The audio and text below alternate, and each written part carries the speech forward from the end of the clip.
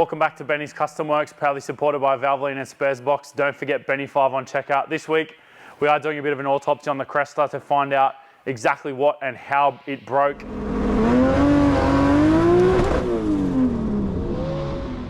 When we were doing the Jambo test day, which unfortunately took us out of competition for the Jambo event the next day. Odds are that we've sheared the pinion, but I want to see where it's sheared. And I have already dropped the oil out of this because I didn't want to leave it leaking oil all over my trailer for a week. Because in the space of it breaking and getting home, there was still oil all over the trailer. So I dropped the oil out of it. And the oil looked very pasty. There was a lot more metal in it than what I would have anticipated from the breakage. So I'm thinking that there may have already been some sort of underlying issue with the diff. Maybe there's a spun bearing in the housing, or I'm not sure, but there seemed to be a lot of aluminium in the oil. It's an aluminium cast center, so for anyone who's trying to work out where the aluminium's come from, that's where it's come from.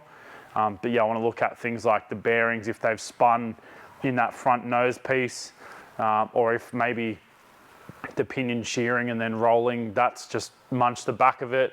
But yeah, we really want to work it out. We're also going to do a bar angle change today. We're going to talk about some of the geometry. I'm probably going to get some of it wrong. So if I am wrong, please tell me in the comments what I've got wrong. But the long and the short of it is we're going to change the bar angle up. And when I say the bar angle, the ladder bar on the rear diff. So by moving it up, it will prevent us doing wheelies. We're not going to go too far up in the bar angle, but I do want to go up one hole because interestingly, it's on the bottom hole currently. And I don't remember why we did that. I think we were trying to do some no prep stuff, and then evidently we've never actually put it back up. That may also have contributed to the diff breaking because the pinion angle has changed effectively by moving the bar angle. And I know for a fact I never adjusted the pinion angle in relation to the bar angle. So that may have got a whip in the shaft and had some sort of resonance to shear the pinion, who knows. But I think putting the bar angle back to where it used to be will definitely help us in the long run. By stopping the wheelies and hopefully not doing this again. So I'll throw it up on the hoist, pull the wheels off it. We're going to do a wheel change today too because I don't like to leave it on the race tyres when it's not racing because the front tyres specifically can get a flat spot. So let's dive on in.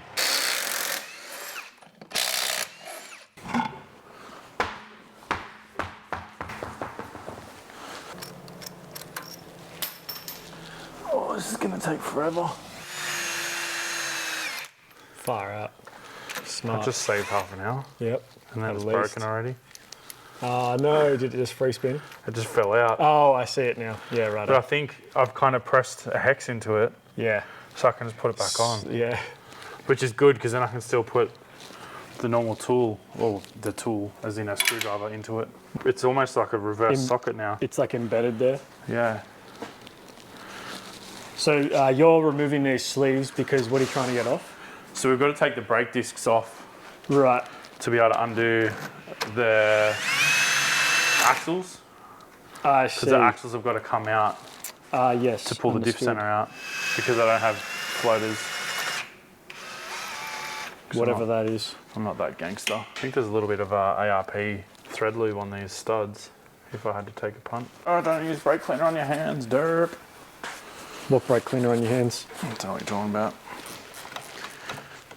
Man, these wheel arches need a bit of a clean up. Couldn't imagine why. No, there's more than 10 mil of rubber in the guard. Yeah, so by taking off that rubber in the guard, you probably get some good weight reduction. Yeah, I'd probably run a 7 if I did that.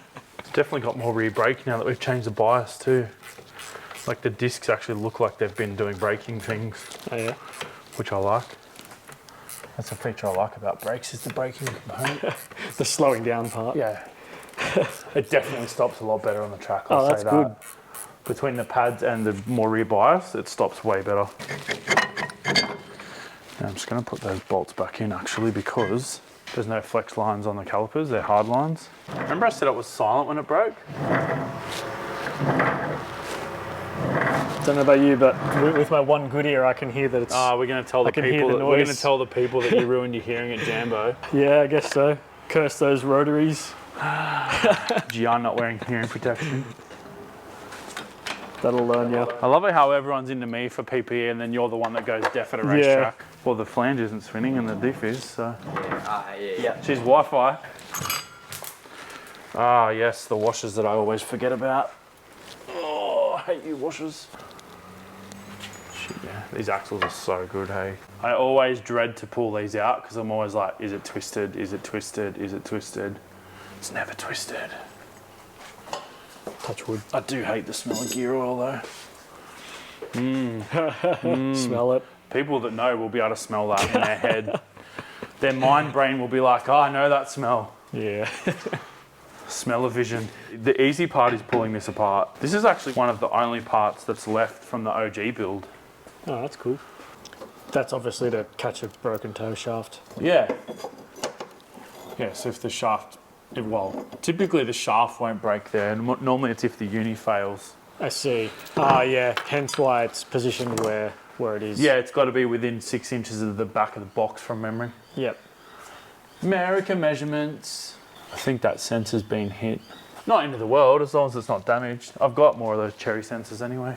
Cherry sensor because it's red. I think. I didn't name it. I would have named it Terry, not Cherry. Because we're going back to that Moser diff. I think we've got to change the collar anyway because, well, that half's broken. No, so the trigger collar that I've got for the Moser one is only a 2-pole trigger or 2-pole collar, and that one's an 8. The magnet, so this is 1, 2, 3, 4 magnets. Oh, righty. And then there's another 4 in that, so it's an 8. They call it an 8-pole sensor.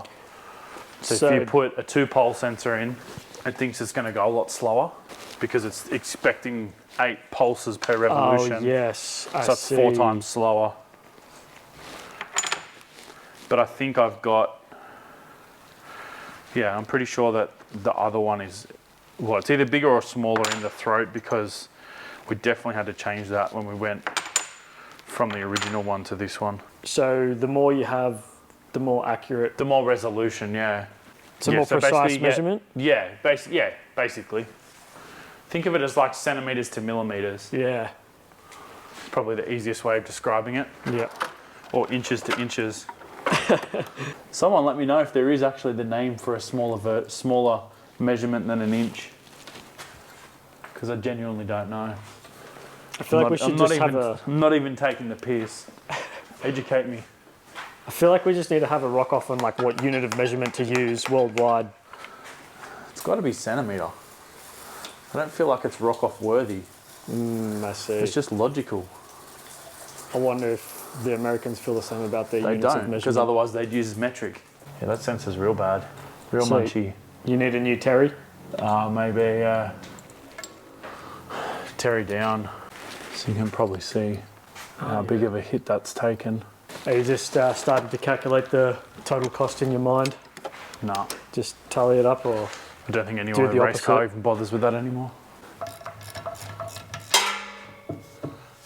Ah. Who left the gearbox in park?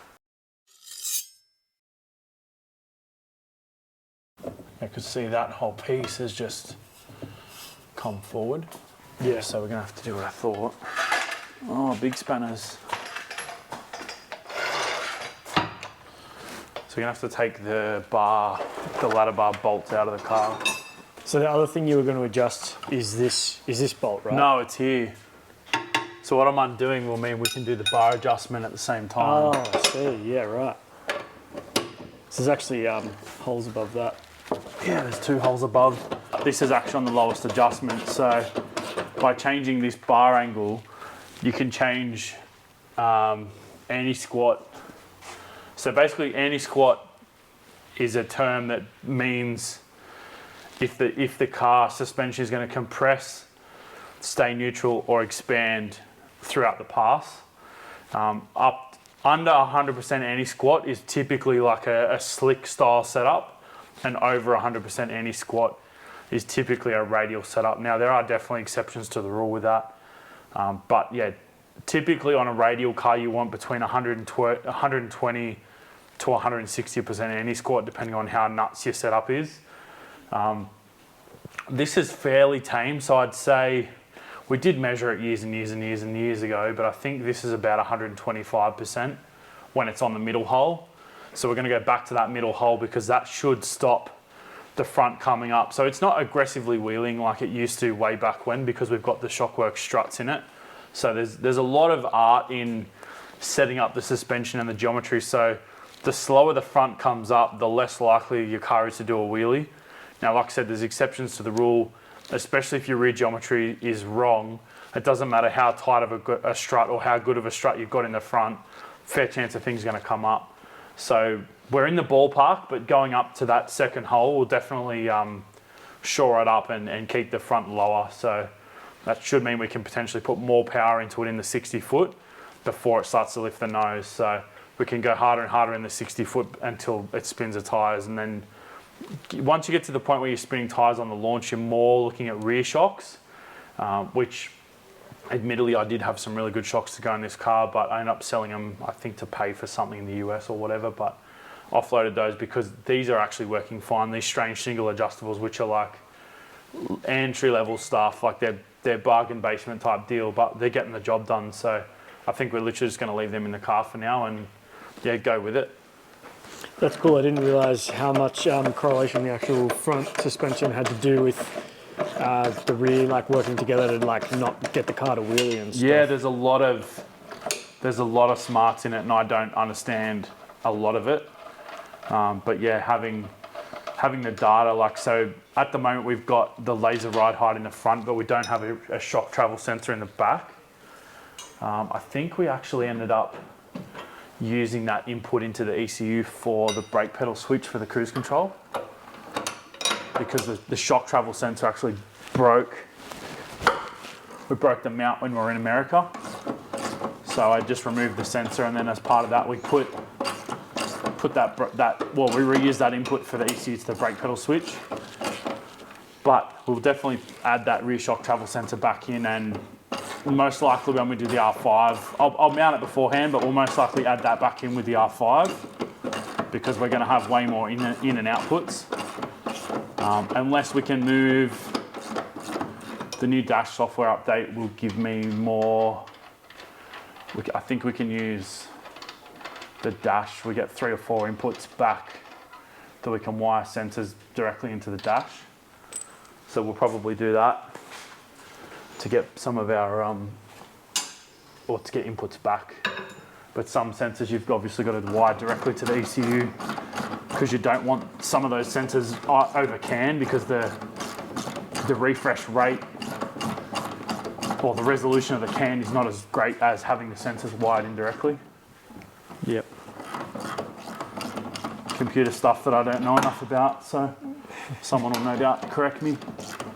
I'm no computerologist, that's for sure. Did you find your laptop, by the way?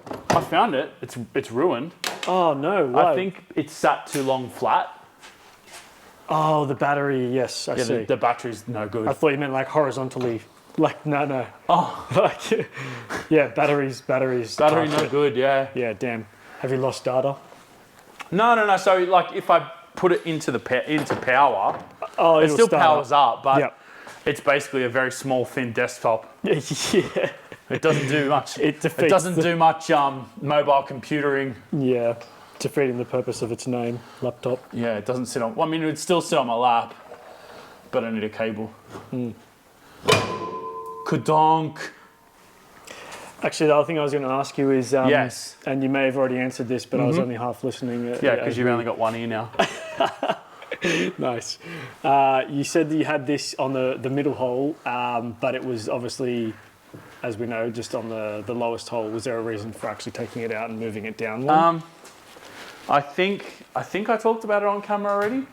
I think we were doing like a no prep when we were going to Cootamundra. Oh, yep. I think we had some theory, or I had a theory on taking any squat out of it to actually trying to get it to load the rear tyre up a different way on a low prep surface. Makes sense. Did it work? Don't really know. Did I change it back to compare it? No. So we are going to just go back to that original hole, that middle hole setup, because it did work. Like the car went down so well with that old setup. So we'll change that hole as well while we're doing this. All of the other things. And hopefully I can get this U-bolt out of the diff now. Oh yeah, it moves heaps now. That's out, so we're gravy now. So yeah, because that's broken, the pinions move forward. So it's stopped this actually coming out in there once it's broken. But now that's out, we're sweet. Better get my gearbox oil towel. This one's ready for the bin. But it'll do for now. You say that, but it'll probably get 100 more goes, right? Oh, for sure. Cool. I would have thought there'd be some oil in that slip yoke. The oil that we were seeing at the It's track was coming out of coming here. directly from that. Yeah, so see point. that floating around? Yeah. It's not sealing in the right spot anymore. I see. So because that's moving, it's no good. It's broken.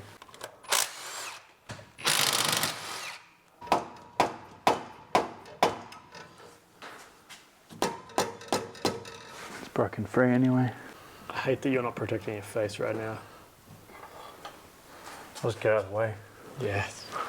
I'm also not, I was putting no force on it. Yeah, just I was literally etching just it. walking it off with the bar. I wasn't like Yeah, trying priming to power kiss it.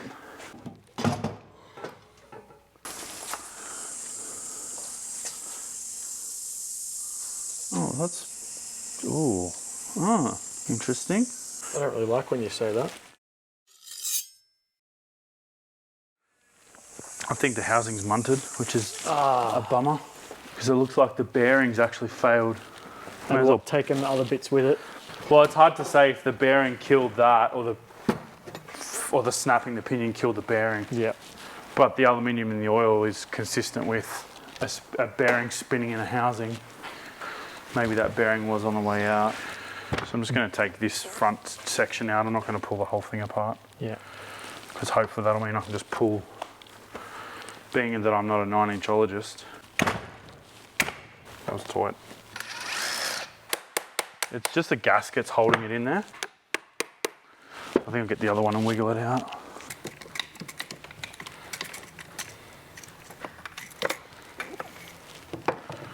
Well, there's your problem.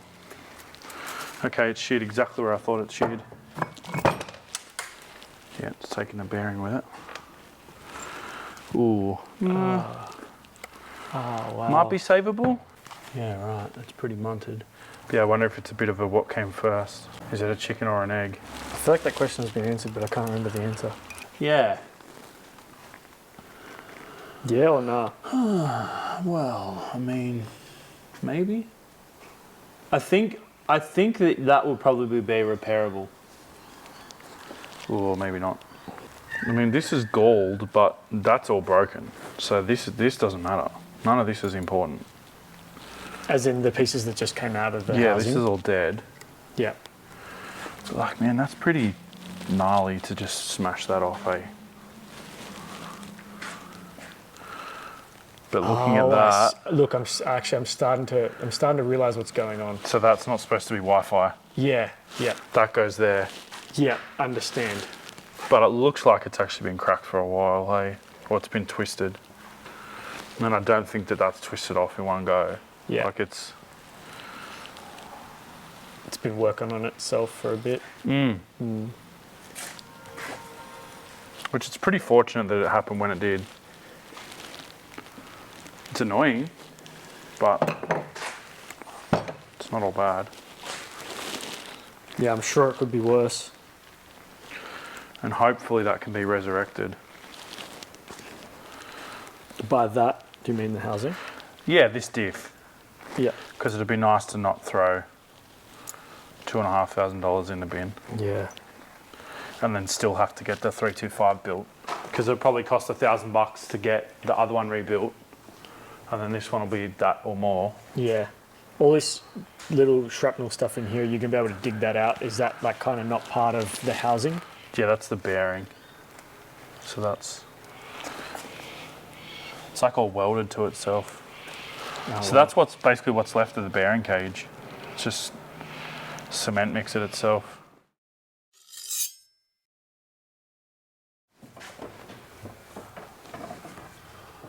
So I'm just trying to get a shot of how that changes the geometry of the... Well, you can look at...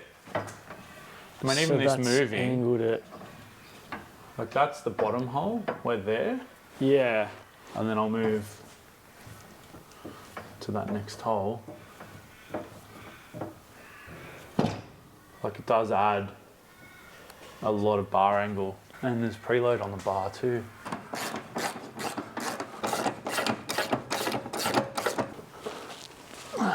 It's tight. Well, obviously this thing's pretty well damaged. It has broken exactly where I thought, behind the second bearing in the pinion, which in some ways was a blessing, because if it had sheared further forward, there's every chance that it could have drawn the yoke out of the diff and cement mix at the floor and all sorts of fun stuff. So annoying that it broke, but being that it broke in that spot, it's probably the best case scenario. It's also probably bad in some ways that it's sheared there, because the pinion's just sort of slapped around inside the diff, which has damaged the housing. But looking at it, I think it'll probably be okay to come back.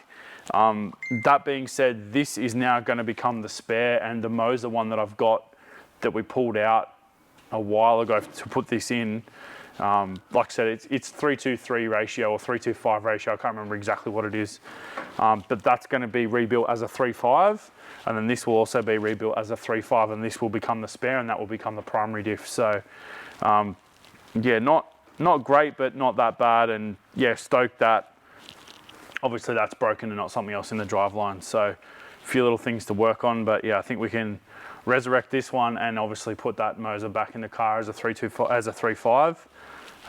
So yeah, we'll get it sorted, and hopefully in not too distant future we'll be making some passes again. So we'll I'm just going to throw this back together so that all the bits are together. Then we'll just basically put the car back together to a point where I can get it off the hoist, because it can't live on there. And yeah, we'll stare at it longingly, hoping that it fixes itself, because the diff fairies are going to come later tonight. Or are they? That's fine. Ow! Got ya. How's that? Good or no? Nah, just wait a sec. I've got to get a magnet, because you've got to get that bearing retainer plate in the right spot. Yeah. This is the worst part, putting these nuts on. I'll probably just put 2 on, because they've got to come out anyway. True. So see how much play that's got. So you're thinking bearings no good, you were saying? Just have to get the bearings replaced while it's there.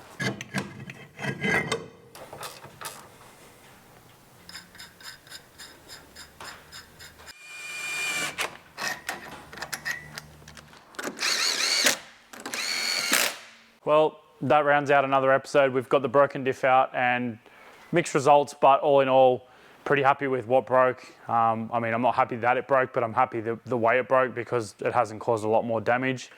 Also found a few other little problems going on in the rear end, like the brake pads are quite low, and also the right-hand rear disc is cracked. So we're gonna have to get a pair of discs for that, some pads, or send the diff away. I thought I had a bit of a loose wheel bearing, but both of them are the same. So I'll confer with Paulie before I go changing the wheel bearings, because it's not a fun job at the best of times, especially when you don't have a press to fit an axle in. So yeah, we'll see how that pans out. But yeah, all in all, not too bad of a day pulling the car apart. Thanks for watching, guys. We'll see you next time.